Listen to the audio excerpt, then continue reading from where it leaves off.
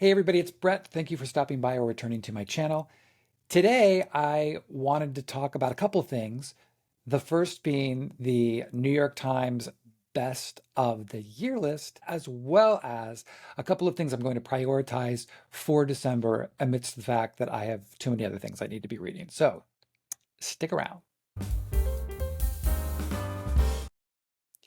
All right, so New York Times came out this week with their best of year list. This is actually my favorite time of the year for books because I absolutely love to see not only what the major publications have chosen, but also because of booktubers and bookstagrammers. Not as much book talk because I don't really go in there much, but to see what everyone else is picking as their best of the year. I'd love to see if things that I've read or things that I like end up on other people's lists as well. So I love this. But first, so New York Times. I'm not going to discuss at all the nonfiction stuff because frankly, the five titles, I didn't know any of them, at least not well enough beyond recognizing some of the book titles. But the fiction titles, out of the five books, I have read three of them. James, which for me is like one of the books of the year, and no surprise, it will certainly be in my top 10 of the year. Martyr by Kaveh Akbar, which will not be on my list this year because I actually read it at the end of last year. But I think it's a great book. I think it's totally solid, very surprising where the narrative went, and a really thought-provoking, interesting book. Good Material by Dolly Alderton. I thought this was an interesting choice. I really liked the book. I thought it was truly interesting for Dolly, who was writing a male protagonist. It very much felt like a David Nichols book to me. I don't know if it's exactly a best of the year for me personally, but I thought it was really well done. And also, I'm just kind of obsessed, and as a side note, with Dolly Alderton, so I'm really happy for her. So the two I haven't read are You Dreamed of Empire by Alvaro Enrique. Don't know anything about this. Don't know for sure that I will read this. And the final one is Miranda July's All Fours. I got this because of the National Book Award list, and I thought I was going to read it before the winner was announced, and I never got around to it. It seems like such a polarizing book to me. So, again, really interesting choice. This is something I may try to read by the end of the year if I can, just so I can weigh in with my own opinion about it. But the concept or the idea of the book sounds really fascinating to me. But again, I've heard very mixed things.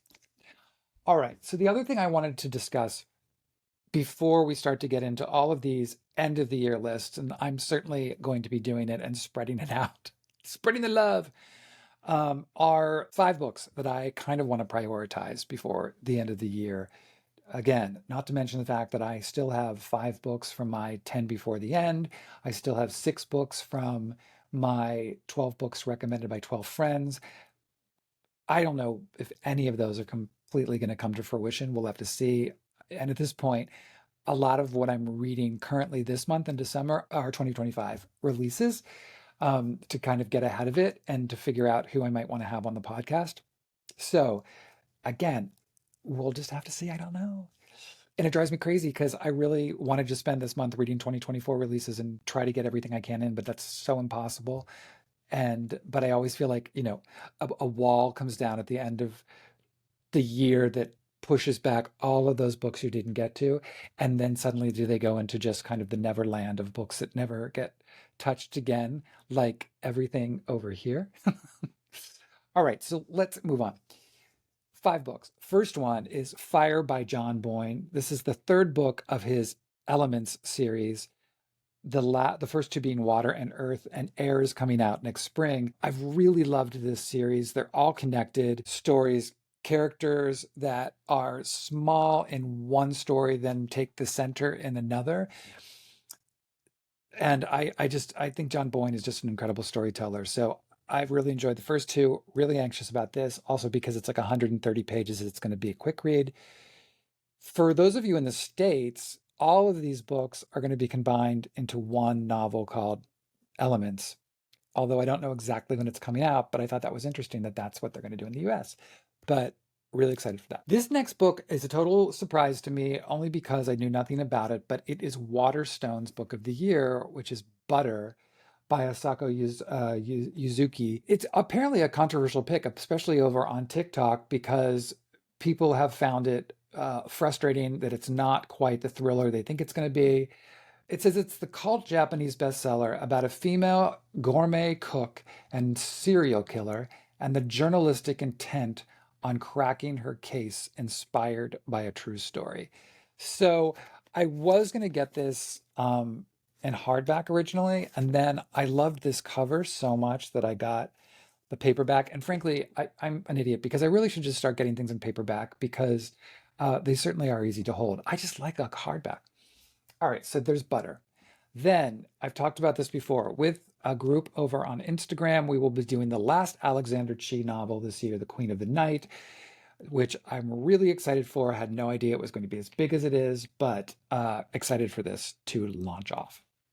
A book that everyone seems to have read except me, which is Sally Rooney's Intermezzo.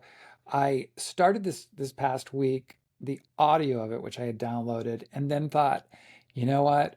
This might be something I need to read instead of listening to. So I stopped the audio, but I really do want to read this before the end of the year to see if this will crack my top 10. And then the last book I'm prioritizing is a young adult book by Elliot Trevor called The Brightness Between Us, which is the sequel to his book, The Darkness Outside Us. The Darkness Outside Us was one of these books that completely surprised me. A young adult book about an American and a Russian in space. If I remember it correctly, they're on a mission to colonize another planet. And what happens on the way, and it was a total mindfuck. It went to places I never expected. These are the moments that I sometimes think how things get classified as young adult. Is it just because the characters are younger? Because it's adult enough that this adult loved it, and many other adults that I know of similar age and ilk thought the same thing. So I'm really interested to see what this second book is. And I wish I would have read it right away, but did not. So that's it. 6 books I'm going to try to prioritize for the month. What are you trying to get in? Are there things that you're trying to rush to get to the end of the year? Are you already looking at 2025? If you're looking at 2025, are there things you're particularly excited about? I'm going to do an episode probably right at the beginning of the year of things that I'm personally looking forward to. So look out for that. And within the next week or so, I'm going to start counting down my best books of the year, most likely starting with nonfiction.